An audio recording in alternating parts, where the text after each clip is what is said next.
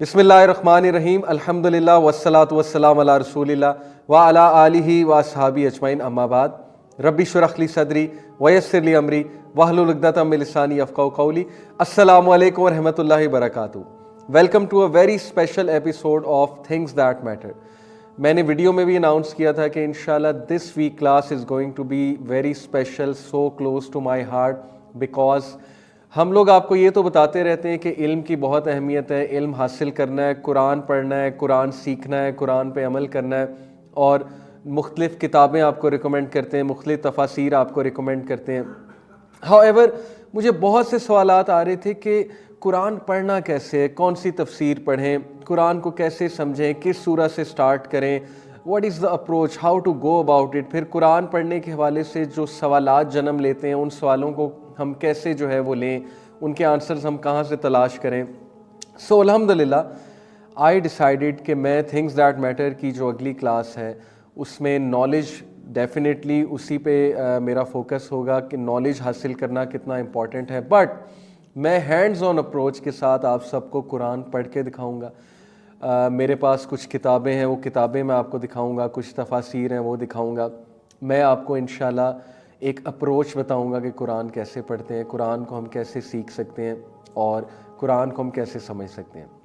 Having said it, देखें मेरी जो जर्नी है कुरान के हवाले से, इट वाज इन 2007 मैंने कुरान पढ़ना शुरू किया। कुरान को पढ़ने के मुख्तलिफ तरीके, एक है कि आप सिंपल ट्रांसलेशन से गो थ्रू करें। आप पहले एक सूरा का क्रक्स ले लें, ओवरऑल गो थ्रू करके कि चलो पहले ट्रांसलेशन पढ़ता हूँ, जो सवालात पैदा होंगे उनको थोड़ा सा साइड पे रखता हूँ, सब्र के साथ चलता हूँ या चलती हूँ। लेट्स रीड कुरान कि इसमें है क्या, ओवरऑल इसकी एक थीम क्या है कुरान की, फिर हर सूरा की क्या थीम। दूसरा तरीका है बहुत डिटेल्ड मेथड है कि हम एक सूरा खोल लें, उसका वर्ड बाय वर्ड मीनिंग भी देखें, फिर यह है कि उसकी ट्रांसलेशन के साथ उसकी तफसीर भी देखें। तफसीर व्हेन इट कम्स टू तफसीर हम मुख्तलिफ तफासीर देखें, नोट्स बनाएं, प्रॉपर मेहनत करके कुरान को सीखें। ये तरीका ज़ाहिर है बहुत टाइम मांगता है, इसके लिए बहुत कमिटमेंट चाहिए, इसके लिए आपको 2 से 3 साल लग सकते हैं।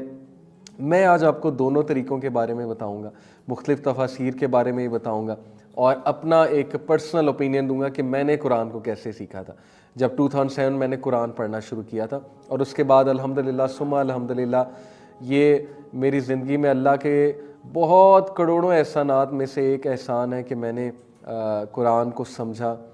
मैंने अल्लाह ताला ने मेरे दिल में कुरान की मोहब्बत पैदा की, मुख्तलिफ़ ट्रांसलेशंस मैंने देखी और अपनी तरफ से जितनी मैं एफ़र्ट कर सकता था कुरान की मुख्तलिफ़ तफासीर देखी। लेक्चर्स प्रिपेयर करते हुए भी हम कुरान जो है वो माशाल्लाह देखते हैं, हमेशा कोशिश करते हैं कुरान से ज़्यादा कोट करें, हदीस से कोट करें। सबसे पहला मैंने जो एक चीज़ की थी, सबसे पहली चीज़ देखें, ये मेरा वैसे भी एक पढ़ने का तरीका, हर बंदे का ना पढ़ने का एक तरीका होता है। मैं हमेशा अपने स्टूडेंट्स को एक बात बताता हूँ कि जब भी आप कोई किताब पढ़ें, सबसे पहले उसके कंटेंट्स, सबसे पहले जो कंटेंट्स का पेज होता है ना उससे गो थ्रू करें। उसके बाद वो चैप्टर्स को अंडरस्टैंड इस तरह से करें उनके नामों के थ्रू। मिसाल के तौर पे अगर मैं फ़िज़िक्स पढ़ाता हूँ, फ़िज़िक्स की बात करूँ, जनरल फ़िज़िक्स में क्या है, न्यूटोनियन मैकेनिक्स में क्या है, थर्मल फ़िज़िक्स में क्या है, कौन कौन से चैप्टर्स हैं, लाइट साउंड एंड वेव्स में क्या है, इलेक्ट्रिसिटी एंड मैग्नेटिज्म में क्या है, न्यूक्लियर फिज़िक्स में क्या है। ये मैं आपको इसलिए बता रहा हूँ क्योंकि फ़िज़िक्स में मेरा इंटरेस्ट है, फ़िज़िक्स पढ़ाता हूँ बीइंग एन इंजीनियर। मुझे जब चैप्टर वाइज पता लग जाएगा कि इस बुक में चैप्टर वाइज ये चैप्टर्स हैं और उनकी तरतीब पता लग जाएगी, और फिर मुझे एक चैप्टर के कंटेंट्स पता लग जाएंगे। मिसाल के तौर पे लेट्स टॉक अबाउट, सपोज कर लें फोर्सेस का चैप्टर है, फोर्सेस के चैप्टर में क्या क्या सब टॉपिक्स हैं, वो जब तक मुझे नहीं पता लग जाएंगे मुझे चैन नहीं आता। मेरा मतलब पढ़ने का ये तरीका, और मैं सबको ये कहता हूँ कि इसी तरह सीक्वेंस वाइज चले, यह आपके ब्रेन के लिए अच्छा है। हैविंग रेड साइकोलॉजी, मेमोरी का चैप्टर हमें पढ़ाया जाता है साइकोलॉजी में, मेमोरी किस तरह से बनती है, हमारा ब्रेन किस तरह चीज़ें मेमोराइज करता है, किस तरह उसको सस्टेन करता है, ये मैं आपको टिप्स दे रहा हूँ। जब आपके ना ब्रेन में ब्लॉक्स होते हैं मेमोरी के, जब आप हर चैप्टर का एक ब्लॉक बना लेंगे ना, आपको उसके कंटेंट्स पता होंगे, आपको सीक्वेंस वाइज उसमें टॉपिक्स पता होंगे, that's better for your brain. आपकी मेमोरी के लिए वो बेटर है, वो चीज़ ज़्यादा देर सस्टेन रहेगी। अब मिसाल के तौर पे कुरान पढ़ना, सबसे पहली बात कुरान के 114 चैप्टर्स हैं, मुझे कंटेंट्स का पता होना चाहिए। उन 114 चैप्टर्स में से 86 मक्की सूरज हैं, 28 मदनी सूरज हैं। जो 86 मक्की सूरज हैं, जाहिर है कि वो नबी अकरम सल्लल्लाहु अलैहि वसल्लम की जो पहली 13 साल की ज़िंदगी है वही आने के बाद, वो जाहिर है कि उस ज़िंदगी के जो हालात थे, जो चैलेंजेस थे, जो उनके टास्क थे, जो क्वेश्चंस उनसे किए जाते थे, जो मसले उनको दरपेश आते थे, वो उनसे रिलेटेड है। अगले जो 10 साल मदनी दौर है उसमें 28 सूरज नाजिल हुई हैं। मदनी सूरज की क्या थीम है, मक्की सूरज की क्या थीम है, ये आपको पता होना चाहिए। मक्की सूरज में चूँकि नबी अकरम सल्लल्लाहु अलैहि वसल्लम टीम बिल्डिंग कर रहे थे, नबी अकरम सल्लल्लाहु अलैहि वसल्लम सहाबा की शख्सियत पे वर्किंग कर रहे थे, पर्सनैलिटी पे वर्किंग कर रहे थे, वो एक टीम बना रहे थे जिसने पूरी दुनिया में एक तहलका मचाना है, चेंज लेकर आनी है, सोशल रेवोल्यूशन लानी है। लिहाजा ये ज़रूरी था कि उन लोग को मार्फत इलाही और फ़िक्र आखरत का कॉन्सेप्ट दिया जाए और उनके अकीदे पे, उनके क्रीड पे वर्किंग की जाए, उनकी पर्सनैलिटी स्ट्रॉन्ग की जाए।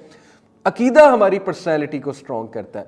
द मोर यू नो अल्लाह सुब्हानहू व तआला, the more stronger you become. ये मेरा सेंटेंस याद रखिएगा। जितना आप रब्बुल आलमीन को जानेंगे, आपकी जड़ें उतनी मजबूत होती जाएंगी, आप ज़िंदगी में उतने बहादुर होते जाएंगे।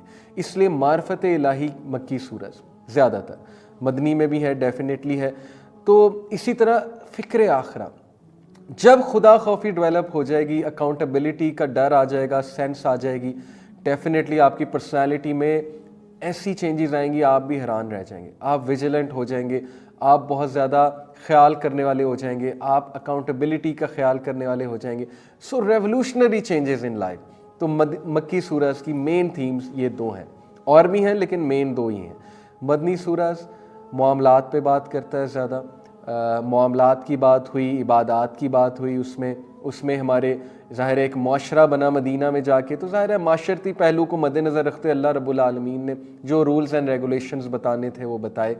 सूरह हुजरात जैसे मदनी सूरह, डेफिनेटली उसमें माशरती हमारे जो माशरती निज़ाम है इस्लाम का, सोशल सिस्टम जो है हमारा, जो मैनर्स हैं, जो एथिक्स हैं, उस हवाले से बहुत डिटेल बात हुई।